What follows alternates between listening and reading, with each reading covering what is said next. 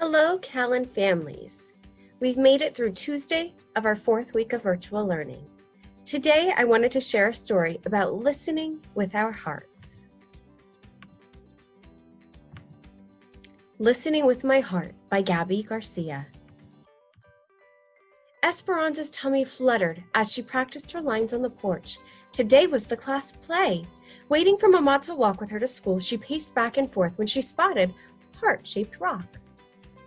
Esperanza picked it up and showed it to Mama as soon as she walked out. "I see you found a little treasure," said Mama. She rubbed its rough surface and felt the twinkle of joy. "Maybe it's a sign." "For what?" asked Mama. Esperanza thought about the class play later that afternoon and wondered what it would be like in the spotlight. "To put my heart into everything I do," she answered. At that moment, they heard scratching and a soft cry. Esperanza peeked under the stairs and spotted a kitty shaking and shivering. No Mama in sight. She scooped the kitten onto her lap and cuddled her. "She's all alone. I think she's hungry." Esperanza reached for her lunch bag, pinched off a piece of chicken, and offered it to the kitty, who gobbled it up.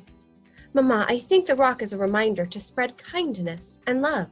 That's what we do when we listen to our hearts." "I think you're onto something," said Mama. "Can we keep Cleocatra, please?" asked Esperanza, who'd already named the kitty. "Queens are always welcome at our house," said Mama. "If she's still here after school, we'll take her in."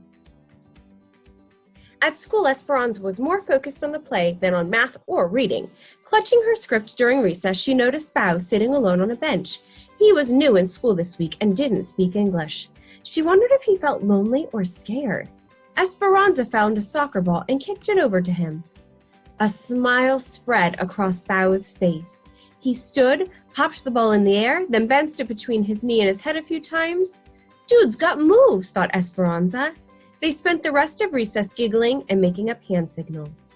Afterwards, Esperanza borrowed Miss Olson's English Vietnamese dictionary.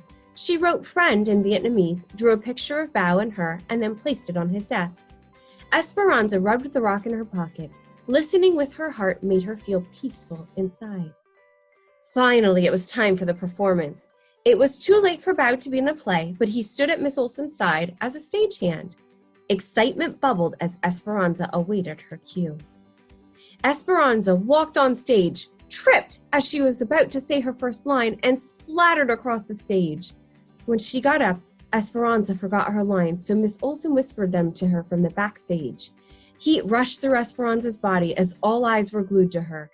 She wished she could disappear. "I ruined the play," Esperanza thought, rushing off stage as soon as she'd finished her part. "I messed up in front of everyone." She tucked herself behind some props so no one would see her. Esperanza noticed her body shaking and her face still burning. She took a deep breath and tears streamed down her face. Esperanza dug out the rock of her pocket. It was cracked and lopsided, just how she felt. Esperanza touched her hand to her heart and felt the disappointment. A few minutes later, Bao walked over and handed Esperanza a drawing of her with the word "friend" written above it. Esperanza nodded. She realized she hadn't been treating herself like a friend. Esperanza realized this wasn't the first time she'd been unkind to herself. At the soccer game last weekend, she'd missed the ball that swooshed by her head, and they lost the game. "Nice work," a player from that team yelled as the others laughed. Esperanza thought she had let her team down and that she was the worst soccer player in the world. Thinking of those thoughts made her feel worse. At the curtain call, Esperanza reminded herself that she hadn't ruined the play. She'd had an accident, and accidents happen to everyone.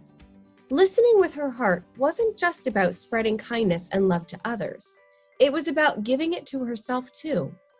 "I can be a friend to myself," thought Esperanza. When Esperanza got home, she decided to do some of her favorite things. She zipped down the hill on her bike, then spent the afternoon painting at the kitchen table. She also got the hug she needed from Mama and some cuddles from Cleocatra. Listening with your heart. Some days stink. Not everything will go the way you want. You'll get upset. When this happens, you can pause, take a few deep breaths, and practice listening with your heart. You can name what you're feeling. Whatever you feel is okay. Listen to your body. Notice the sensations you're having. Pay attention to your self-talk. Are the words supportive and understanding or mean and rude? Are you being a friend to yourself?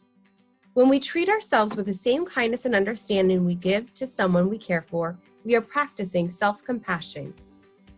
Being the friend I need.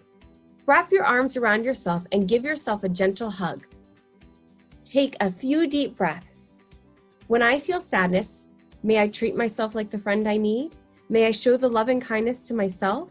When I feel anger, may I treat myself like the friend I need? May I show love and kindness to myself? Think of the feelings you may experience that are difficult for you and fill in the blank. When I feel blank, may I treat myself like the friend I need? May I show myself love and kindness. Especially during virtual learning, it's important to show ourselves that love and kindness. Kind words for myself. Place your hands over your heart. Notice your hands touching each other and touching your heart. Take a few deep breaths and close your eyes if you'd like. What loving and understanding words or phrases would you like to hear when you're having a tough time or feeling upset? What would feel good or comforting to hear?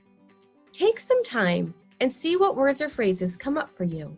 Write them in a notebook and read them to yourself whenever you need them. We are all connected. Everyone messes up, makes mistakes, and feels strong emotions. It's normal.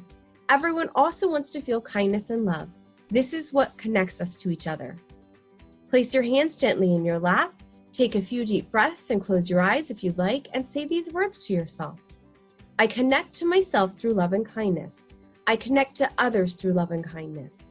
I connect to the world through love and kindness. Notice how you feel after doing these activities.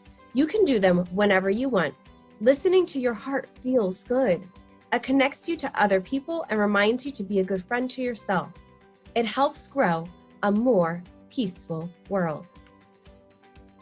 Take some time today and connect to yourself. Make sure you're practicing that love and kindness for others, but also reminding yourself that you too should feel the same way. Have a wonderful day, Wednesday.